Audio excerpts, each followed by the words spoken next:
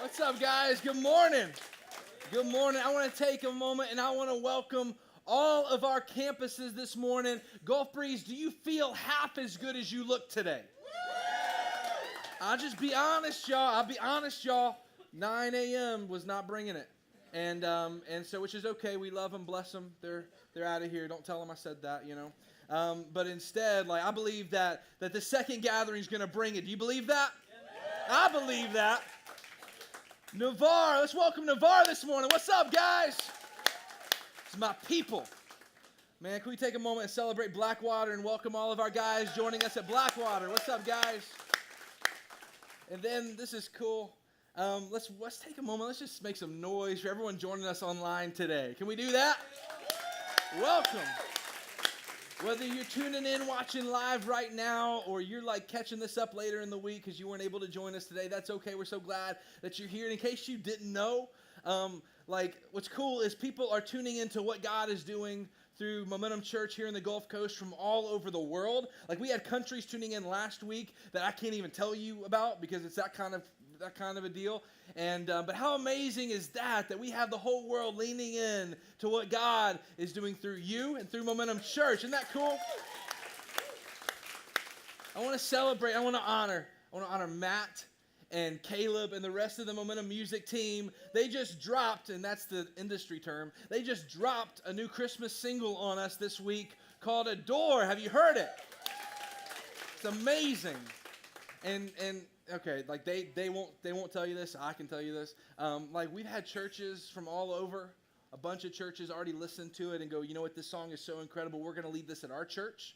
And how cool is that? That God is breathing fresh bread out of Momentum Church right here. Isn't that amazing? So good. I'd love to encourage you. Go check that song out. It's called Adore. Wherever you get music from, the song will help you. It'll make your life better. I promise. It will help you regrow hair in places that you lost. It will take away hair from places that hair should not be. It'll make you attractive to the opposite sex. The song is just dope, and it's really cool. And you can get that online today. Well, we wrapped up a series last week called This Is Generous. And this series was so amazing because it basically said, what does God have to say about my finances? What does God have to say? Does God really care about how I spend my money? What does God's wisdom have to say about that? And we saw every aspect of that, from tithing and returning the first 10% of your income to God and what hangs in the balance there. We heard messages about generosity. And then last week was so cool. We talked about how to dump the debt, right? Sometimes you can feel we're carrying so much debt that we just feel like we're under a huge weight. And we have my man Ricky up here last week bench pressing 400 pounds. I say, Lord, help me be as big and swole as Ricky.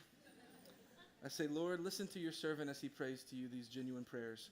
God, I want to be that big. And so that was amazing. And if you were traveling at all, you understand the holidays, and we totally get that. And but if you were sick or you're traveling, you could get caught up online. We post all of our messages on our Facebook page, on our YouTube page, on our website, and they're available for you online, on demand, anytime you want. And what's cool is if you've already heard the message, you're like, that was great, but this would be so good for my neighbor to hear or my friend to hear. There's a button on there where you can share it with them, and it's 2 steps, and they've got it, and how cool is that? And so that was last week, but today, I mean, just elephant in the room. Let me just introduce myself. I know I see some of your eyes, you're like, you're not Pastor Tim. You're right, I'm not. But my name is Tyler. I am the campus team leader for our Navarre campus.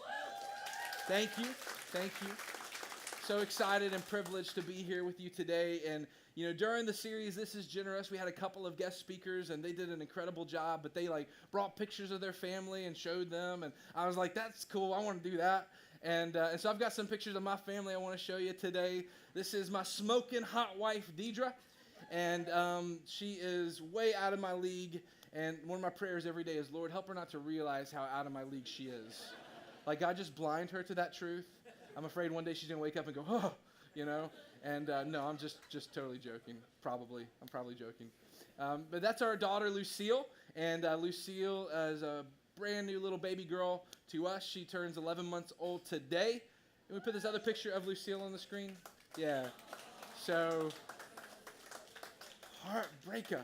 Man, I'm telling you. It's so cool. People look at me and they like say this thing, and it's kind of funny, but like they go, I just don't see how you could have made something so beautiful. And they tilt their head like that, and they like laugh, and inside I'm like, oh, I just want to shake you really hard right now. Like, I mean, because here's the truth. Like, if you, like, some people just can't be helped. Like, you know, like, if you can't see how this beautiful person made that beautiful person, like, I just can't help you. But like I said, Lucille, she turns 11 months old today, and she is in this phase now where, like, all she wants is mom. She's like, my mom doesn't want nothing to do with dad. And I tell Deidre, my wife, I say, you know, like, you're supplying her with something I just can't compete with.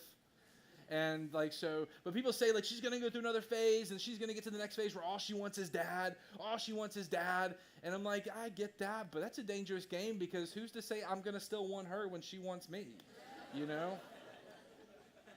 The damage could be done at that point. I'm so glad you laughed at that. It would have been really worse if you didn't. Some of you were like, he's a monster. No, this is cool. Hey, I'm so glad you're here today. We're going to dive in and we're going to talk about something today that is really, really big. And in fact, it's so big, like it has the power to prevent you from making any other catastrophic mistakes in your life. Doesn't that sound good? And aren't you glad you came today? Like what we're going to talk about today has the power to truly prevent you and prevent myself from making any other big catastrophic mistakes in our life. And what's so powerful about this is because it comes down to this struggle, to this battle, and this struggle has been going on for a really long time. In fact, this struggle pretty much started like day 4 or 5 of creation, and it's still like lasted to today. And in fact, some of you struggled with this on your way in this morning. Some of you are going to struggle with it like the moment you walk out of here. Some of you in your mind right now, you just can't put a stop to this. And you're still going over stuff. And what we're going to talk about, this battle, is so powerful because this struggle has cost many great men and many great women their lives. This struggle has cost kings kingdoms. This battle has cost presidents the White House. It's ended friendships and it's closed businesses. And in fact, it's so big. It's so big. But you know what, before we jump into all that, that's good stuff. But before we jump into that, I want to take you to a story in the life of a man named Joshua, where we're going to see this struggle played out in real time. And so now Joshua was the leader of the Israelites, which were God's people. And after he started leading after Moses died. So God told Moses, like, take my people into the land that I've promised to give them. But the problem is, the people of God couldn't see it happen. They just didn't have the faith to see God to do what he says he would do. And they said, God, I just can't see it. I just don't see how you're going to happen. And they're clamoring to go back to Egypt, like back to slavery. And God goes, okay, if you can't see it, that's okay. You won't see it. And God then allows them to wander in the desert for about 40 years until Moses dies and until the people that could not see the promises of God completed till they die. Now all that's left is Joshua and the people that have the ability to see it. And so Joshua is now on this quest with the Israelites, like which are God's people, and they come into this new land, and right away, like they're faced with their first big battle for the land. There's this city named Jericho, and here's the deal. If you grew up in church, or you listen to like big swing jazz music, like you know where the story's going. Joshua fought the battle of Jericho. Like, you get that, right?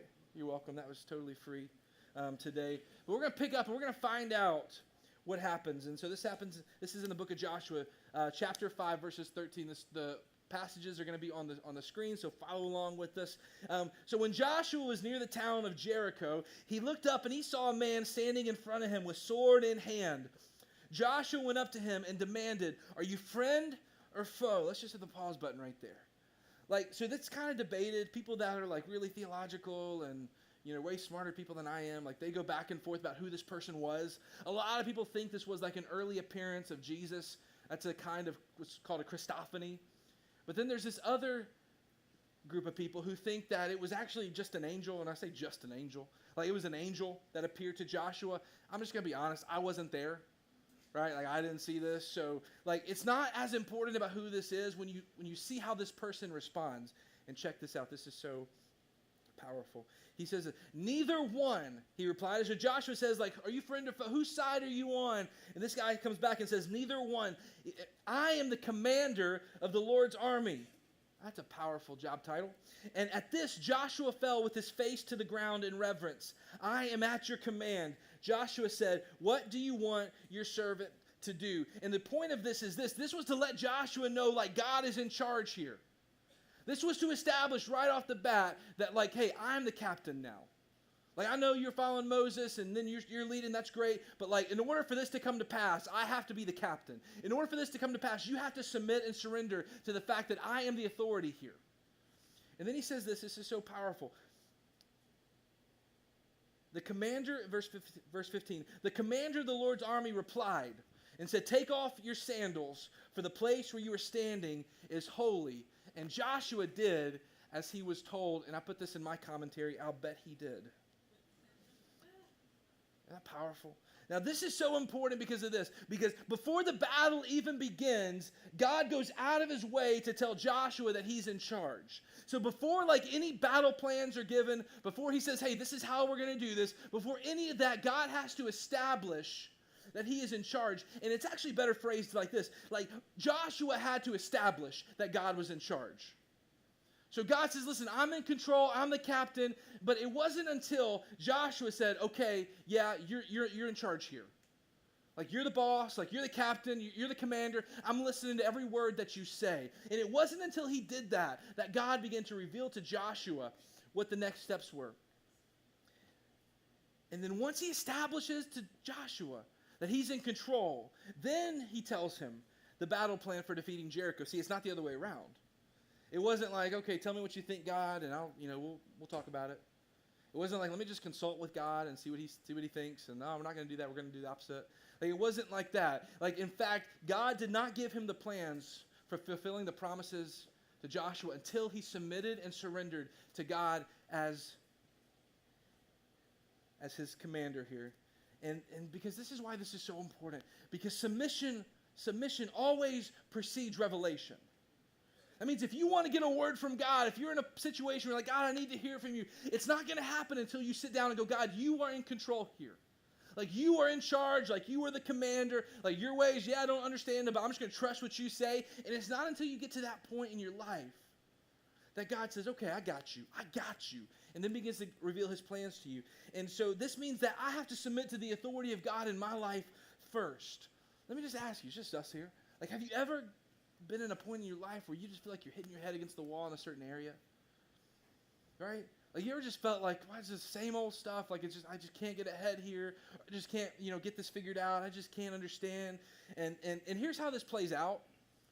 I mean, not with like super Christians like you guys. So like, just go ahead and put the face on like he's about to talk to my neighbor. This is great. Oh, I'm so glad he's here to hear this. Like, this isn't for you. This is for like your wife or your husband or your boyfriend. So don't worry. I'm not talking to you. But for like normal followers of Jesus like me, here's how this plays out. Okay, God, like I've got paid again, and I don't understand how the money's going to actually like, pay all the bills because it didn't last time. And here we are again. God, how is this, why do I keep running into this? God, why is my money never enough? God, what should I do? That's the question. God, what should I do? And God says, well, have you started with trusting me with your first? Like, the tithe, the first 10%. Well, no, I mean, God, that's 10%. I mean, I can't even pay the bills. And God goes, I know you can't pay the bills. So why don't you trust me with your tithe? Well, no, I'm not doing that. That just doesn't make sense. I don't understand that. Like, no, thank you for your consideration. Thank you for your input, but no. Or let's talk about relationships, right? Right? You're like, God, I keep making a mess of this, and this is always ends in disaster. It always ends with either me hurting someone really bad or them hurting me really bad, and I just can't seem to really get a grip on this. And it's just because I was hurt in my past, and so I don't want to get hurt again. And so at the first sign of that person's going to hurt me, I jump and bail because I'd rather hurt them than hurt me, because hurt people hurt people. And we say, God, what should I do? And God goes, well, like, have you honored me with your relationship? Well, no. What do you mean honor you? Like, have you like, I don't know, like, have you like prayed together? Better yet, have you even like put their feelings ahead of your own? Let's just start there. Like, have you loved them the way I've called you to love them? Well, no, but I don't want to get hurt again, and I don't want to take that chance because it hurt so bad the last time. And so thank you, God. I appreciate your input. That was great. I'm glad we did this. I'll talk to you in 6 months when this ends again, and we'll reconsider at that point. And that sounds crazy to say out loud, doesn't it? That sounds ridiculous. And you would never say those words out loud. You would never tell God like, no. You would never stiff-arm God like that. But how many times in my past and in your past has that been the case? How often does that exact scenario play out? And that's why we're here today, is to talk about what it means to do things our way versus what it means to do things God's way. And we're going to look at this example in the Old Testament of Joshua, where he decides, this doesn't make a lot of sense, but I'm just going to do things God's way. Like, I know it doesn't make sense, and we're going to talk about how much it didn't make sense in a second. But before we even get to the game plan, God, I just want you to know yes. Like, before you give any kind of details, before I get the game plan, the answer is yes. Whatever you say, the answer is yes. Now, God, what do you want? And let me just kind of pause this. How often would you put up with someone that asked your advice, and you said, well, it's easy what you should do. You should do this. And they tell you, or you tell them, and they go, okay, cool, and they do the complete opposite. Some of you have friends like that. You have kids. Like, that's kind of frustrating, right? But we do the same thing to God so often, time and time again. And so, let me just preface this first. Like, we're going to cover a little bit of Scripture today. The good news is there's not going to be an exam at the end of this. You don't got to memorize every single person's name and place. I'll be honest, like if I wasn't leading us through this, I don't know that I would have everything memorized. But so Joshua is leading God's people into the land that God had promised them. And they finally cross the Jordan, they finally get into it, and now there are people in the land. Okay, awkward, And on one hand, you have Joshua, you have the Israelites, you have the Lord, and you have God of the angel armies, and like that's a pretty stacked deck. And then you have God's plan, which we're about to get to. And then on the other side, the people that are in the land right now, like it goes kind of back and forth. People debate like how bad these people really were. Well, best case scenario, they just like sacrificed each other for the gods they were worshiping. Worst case scenario, they sacrificed their kids to the god. So let's just agree. These guys were some pretty bad dudes, okay? And then so God says, somebody's got to go. And then he says this is so great, in Joshua chapter 6, verse 1. Now the gates of Jericho were securely barred because of the Israelites. No one went out and no one came in. Verse 2. Then the Lord said to Joshua, see, I have delivered Jericho into your hands, along with its king and its fighting men. So before he gives them the game plan, he says, listen, you've got the confidence that I'm with you and this is going to come to pass. Like, here's the word from God. Like, that's all you need. And then he begins to tell them the plan, and the plan's kind of strange. Let's dig into that. Verse 3. March around the city once with all the armed men. Do this for 6 days. Okay. And verse 4. And then have 7 priests carry trumpets of ram's horn in front of the ark. On the 7th day, march around the city 7 times. And with the priest blowing the trumpets, when you hear them sound a long blast on the trumpets, have the whole army give a loud shout. Then the wall of the city will collapse and the army will go up, everyone straight in. And so right here, Joshua gives us the secret to getting the blessings of God. Like, don't you want the blessings of God on your life? Shake your head, yes. You do, I promise you. And so Joshua gives the secret right here. Right in the middle of this passage, Joshua says, listen, this is how to do it. Like, this is how to secure victory. This is how to secure blessings in your life. And no matter what you're going through, he says this. Let's find out what Joshua does in verse 6. So Joshua, son of Nun, called the priest and said to them, take up the ark of the covenant of the Lord and have 7 priests carry trumpets in front of it. And he ordered, advance, march around the city with an armed guard going ahead of the Lord. And so, you want to know how to, get God's blessing in your life? We say this all the time. Obedience brings blessing. And so Joshua has a word from God. And Joshua could have taken this moment and like gone back and forth with God and go, yeah, that sounds good, but that part seems crazy. Let's just skip that. And what do you think about doing this? And then where's the part where we get to bring the swords in and like kick doors down and go like, this is Israel. Like, where does that part come in? And God goes, no. Like, that's, no. Like, we're going to do things my way. You guys did things your way in the past and didn't work out. Remember Moses? Remember the Israelites? Remember all that? God goes, no, just trust me here, because obedience always brings blessing. And so Joshua has this plan from God. Let's just talk about this plan for a second. Like, on the surface, this plan doesn't really seem very great. And I love our campuses. I love this area. We have so many incredible men and women serving in the military. Isn't that amazing? Can we just honor them real fast? Thank you. I just want to ask you guys a question real fast. Like, what would you do if you were given this battle plan? Right? Like, that doesn't seem like great. Let's just review this, okay? So God says, like, you're going to approach the enemy, okay? And then you're going to get everyone together. Got it.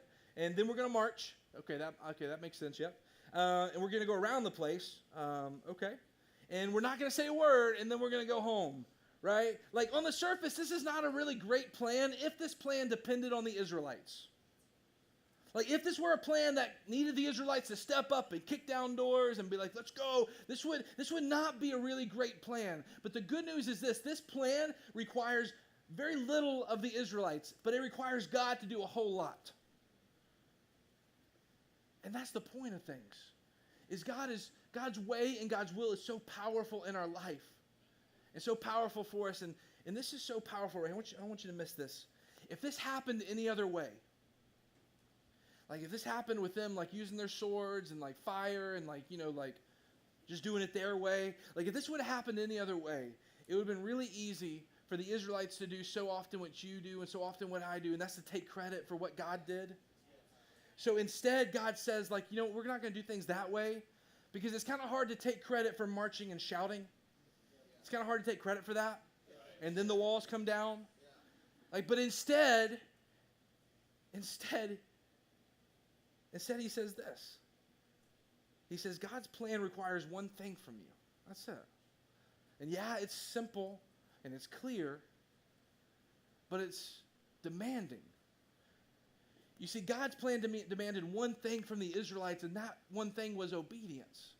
It was yes. It was like, okay, whatever you say, God, the answer is yes, and we're going to do it. And yeah, it may not make sense. And yeah, it seems on the surface like that just seems kind of counterproductive. Like, why waste our energy shouting and walking? Let's just save that for like the sword stuff. Like, let's just do that. But God says this. God says, my plans require one thing from you, and really one thing only. And that is your obedience. And although it's clear and although it's simple, but yes, it is demanding. It requires you and it requires I to start with yes. And I just got to tell you this morning, that's the beginning of freedom in your life. That was the beginning of freedom in my life. When I got to a point, when I approached God and said, God, what do you want for you? What do you want for me? God, what do you want for my marriage? What do you want for my life? What do you want for my, like, what do you want me to do with my hands? God, what do you want? But it had to start with whatever you say, the answer is yes. Now what? And wouldn't you be way more inclined to give your advice to people and if they approach you that way and said, listen, like whatever you tell me, I'm going to do it. Just do it. And that's the beginning of freedom in your life, because this is coming from Jesus. And I just want to take a second and set this up. Like, Jesus was a guy who kind of lived a really radical life. And Jesus said this. And now this is actually Matthew, who was an eyewitness of Jesus' life, and he writes this book about Jesus' life. And in this moment right now, like Jesus is kind of sitting around with his close followers, and Jesus is predicting his death. He's giving them kind of like a heads up of what's to come. And then right in the middle of this talk, he drops this little nugget, and I just call it of like radical brilliance. And he says this, and Matthew is quoting Jesus right now, for whoever wants to save their life will lose it. But whoever loses their life for me will find it. Let's hit the pause button. Like maybe you're here and like the idea of church and the idea of God, you were like gave up on that a long time ago. And it's like a miracle you were here today. You're like, I don't know how I got here. Like maybe you can't get on board with that. Maybe you had a priest or a preacher hurt you in the past. And so if you're here today and like you can't get on board with like that whole stuff, I get that. I'm going to give you an out right now. Like if you can't get on board with church, you can't get on board with like the idea of God, like let's just get on board with Jesus. Let's just start with Jesus. Because many people have said this, but I don't want you to miss this. Get this. Like anyone that can predict his death, predict his resurrection, and then actually pull it off, like I'm just going to go with what that guy says. He may not have, I may not understand everything he tells me. I may not like get it, and a lot of times stuff he says may like be, whew.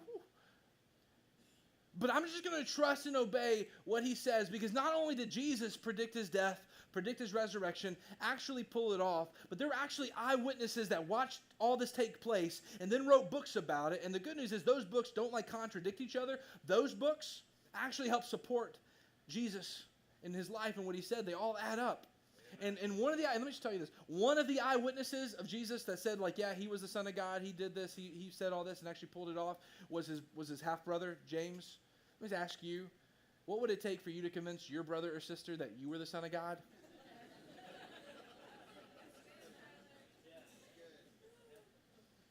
I wonder, like what would your brother or sister say about that? So you're here and you can't get on board with the idea of God and church. Like, I get that. Let's just start with Jesus, okay? And now let's talk about that whole thing, about the whole part about like God's plans are just like, like way counterculture. And God, if I do it your way, God, if I listen to you, like I'm going to be a freak. I'm going to be all by myself. Like no one's doing this and I'm going to feel really silly sometimes. God goes, yeah, I've actually talked about that as well. And so, like God knew this, and he spoke to that, and he spoke to him through his prophet Isaiah. Let me just talk to you about Isaiah for just a moment. Isaiah was a prophet who predicted the birth of Jesus. He predicted the life of Jesus. He predicted that people would despise and hate him. He predicted that Jesus would keep his mouth shut even as he was accused wrongfully. He predicted his death, and then guess what? Like, Jesus actually did it, and we know he did it because those eyewitnesses said he did it, and they back up everything that Isaiah said in their eyewitness accounts of Jesus' life. And here's the kicker. Isaiah said all this about Jesus 700 years before Jesus even showed up. And Isaiah pins these words, and he's quoting God when he says this. He says, "For my thoughts are not your thoughts. Neither are your ways my ways, declares the Lord." Now let's just hit the pause button right here. Because God right off the bat says, like before Jesus even shows up, God says, listen, my ways are going to be different than your ways. And yeah, they're going to seem counterproductive and counterculture. And yeah, there's going to be moments when you're going to feel like you're all alone and nobody else is doing this. And then he says this next part of the verse. And this next part gives us confidence to trust him when his ways are different. When we have those moments where we feel like we're all alone and we feel like no one else is doing this, and God, I've done the math and the math doesn't add up. He says these words, and these next words give us so much confidence. I want you to get this. Verse 9. As the heavens are higher than the earth, so are my ways higher than your ways, and my thoughts than your thoughts. He says, listen, I get it. Like my ways are different than yours. You may not understand what I'm telling you right now. You may not understand why I'm telling you this right now. But he says, trust me. He says, like, just trust me. He says, listen, you may not understand everything I'm telling you, but just trust me. He says, look, I know you're asking why, and I don't have time to tell you why. I just need you to trust me and just do what I say. Let me ask you this question. Like, where have you heard that before? Where have you heard that before? Where have you heard, like, just trust me, just do what I say, just trust me. I don't have time to tell you why you can't put your fork into the electrical outlet. I don't have time to tell you why, just trust me.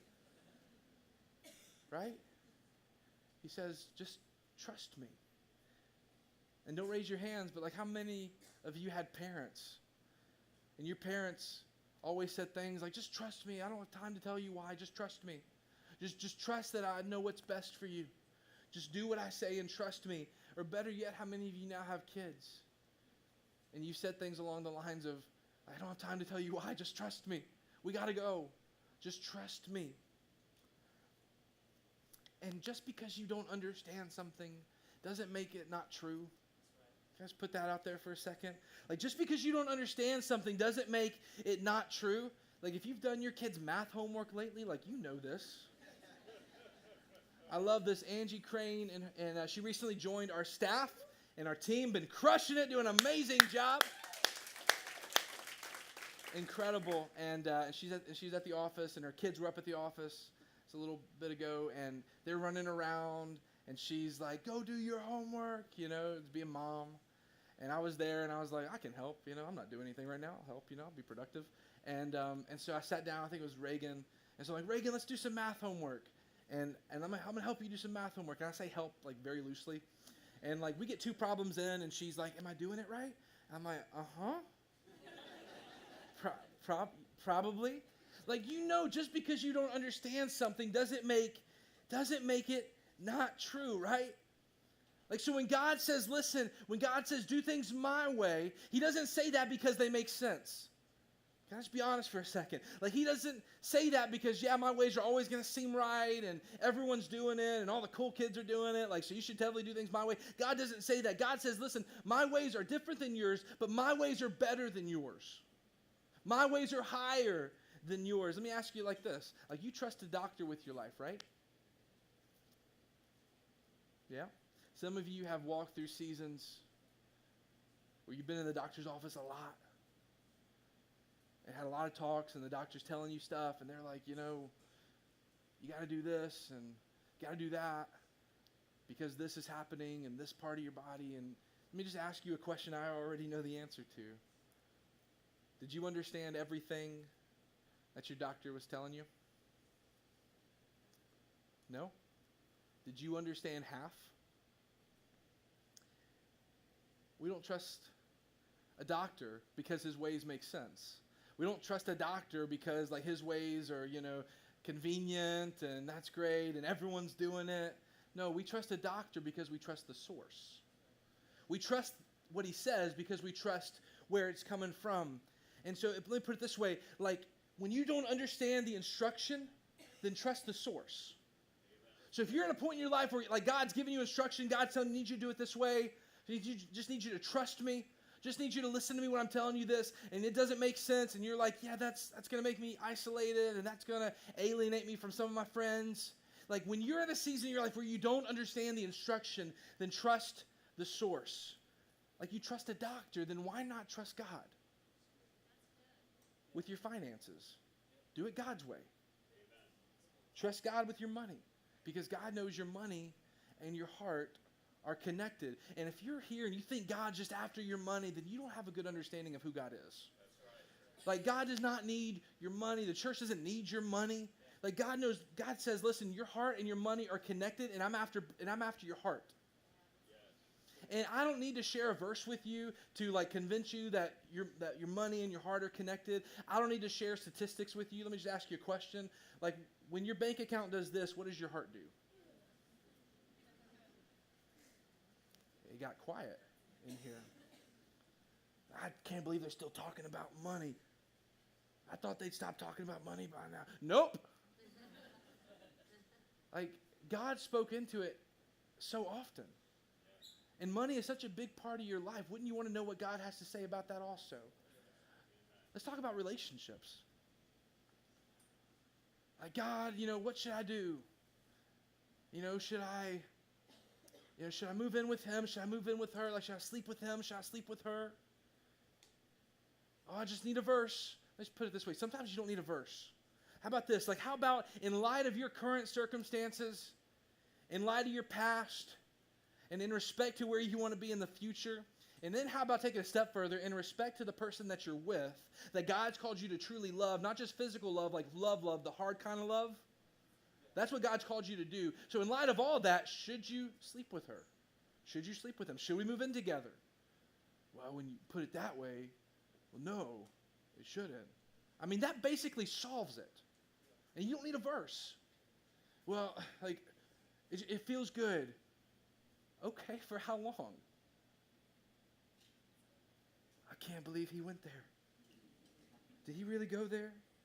Like, and this is the heart of the issue right here. And it comes back to Joshua's first words we talked about today. Like in the same way Joshua said, okay, whose side are you on? Like you and I, we've asked God the same question.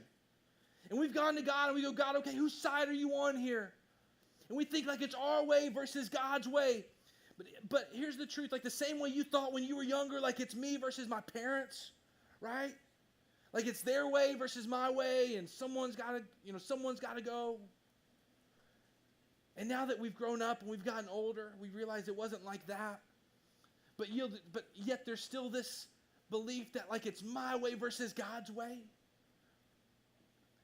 And the truth is this, like, and you know it now, but the truth is this, it was never you versus your parents.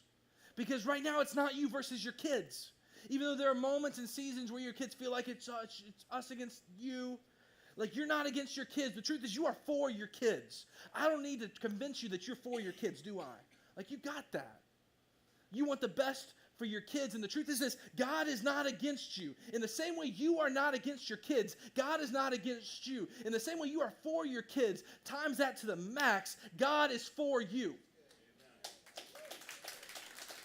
And some of you here today need to hear that.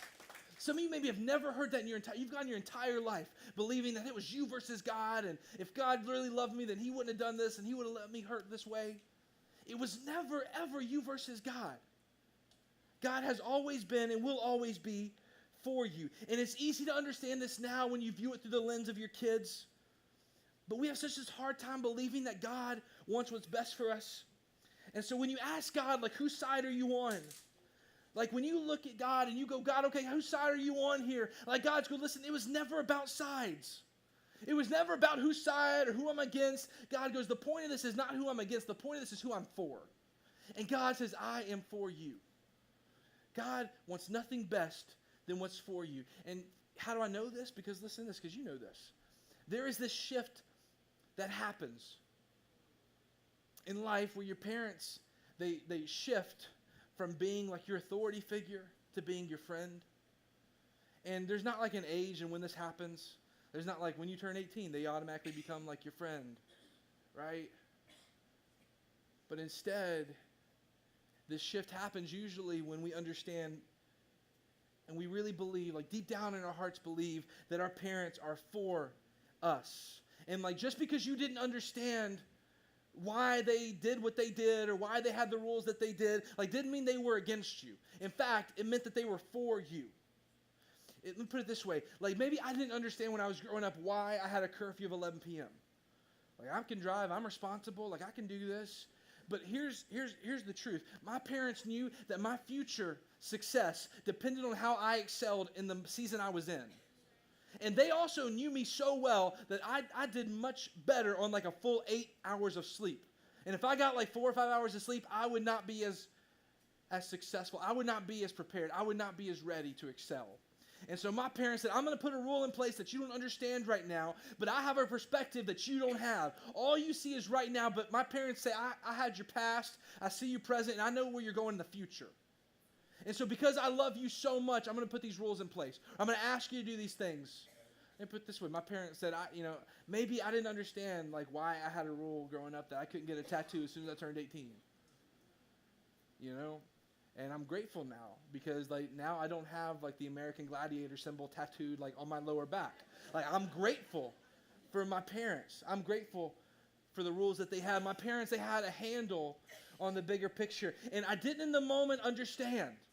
And there were moments where I pushed back hard and said, just trust me, I can do this. I know what's best. But the truth is this, the same way that my parents were good parents, the same way a lot of your parents were good parents, like God is that much more. Because at the heart of it, God is a good father who just wants what is best for you. And at the heart of everything, that's the point.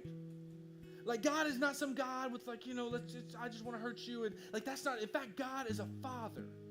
And I know he's a father because he calls us his children and he invites us to call him daddy. He invites us to call him father. And let's take this to Jesus again. Because this is so powerful. And this is a moment where Jesus, most people believe he was talking to like a big crowd. And he was also talking to a close group of disciples. And then he says this. and again, this is Matthew quoting Jesus. Which of you, if your son asks for bread, will give him a stone? Or if he asks for a fish, will you give him a snake? If you then, though you are evil, know how to give good gifts to your children, how much more will your Father in heaven give good gifts to those who ask him? Jesus says, listen. Like, I know you love your kids. But if there are people that have sin and are evil, and they still love their kids, like they would not give their kids a rock, or they would not give their kids a snake if they asked for a piece of bread. And then he asks this next question, and this flips everything on its head. He says this. He says, how much more will your Father give good gifts to those who ask? So let me just ask you today, like, what areas have you been doing things your way? What areas in your life have you said, you know what, God, I know what I should do, but I'm just going to stiff arm you because it's not convenient, because it's not easy, because it hurts. Like, and God's here to tell you today, if you've gone through life and you've thought like it's me versus God, God's saying it was never you versus me. It was never like that. I have always been for you, and I will always be for you, regardless of what you do when you walk out of this place today. Regardless of what you do after you hear these words, and you walk out here and go, I'm not going to make any changes, I'm just going to keep doing it. Like, God says, I am still for you, because I am a good Father who just wants to give my children what they ask for, what they need.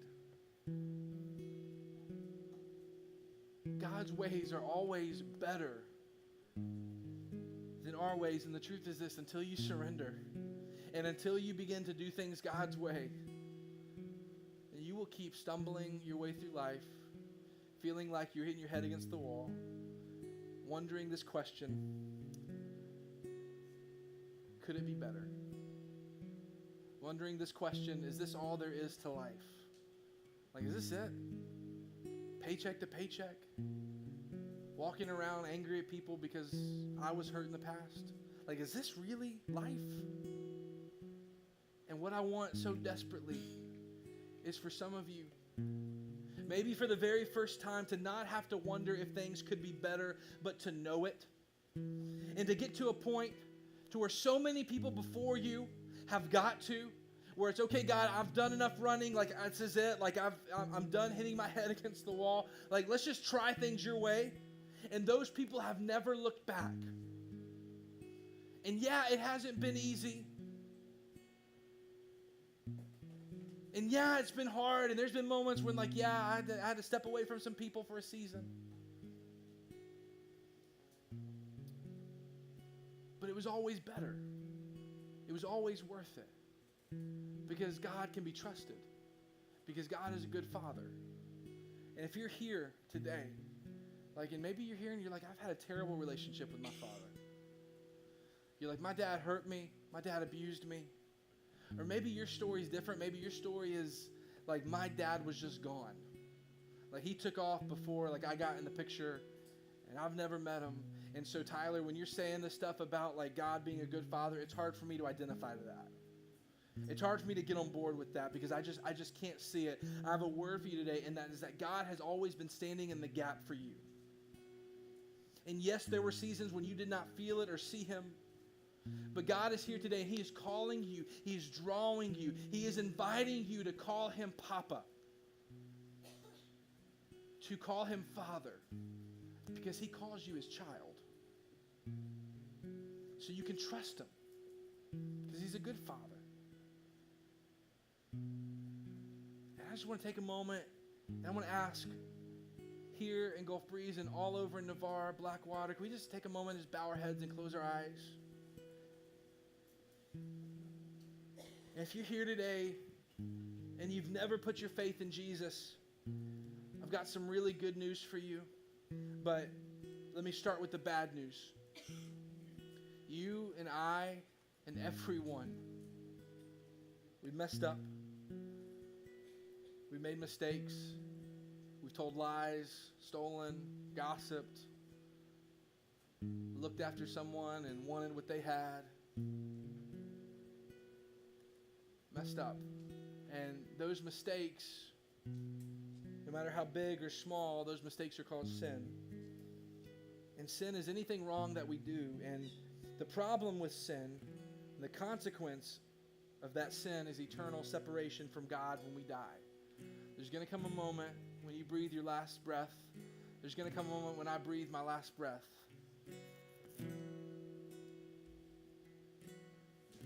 And if we haven't put our hope and faith in Jesus,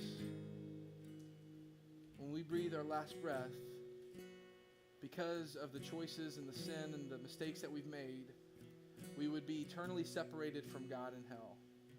And that, understandably so, would be a really bad place to end the story. But our story doesn't end there. See, the truth is God sent his son Jesus. They called him the Christ. And he lived a perfect life here on earth.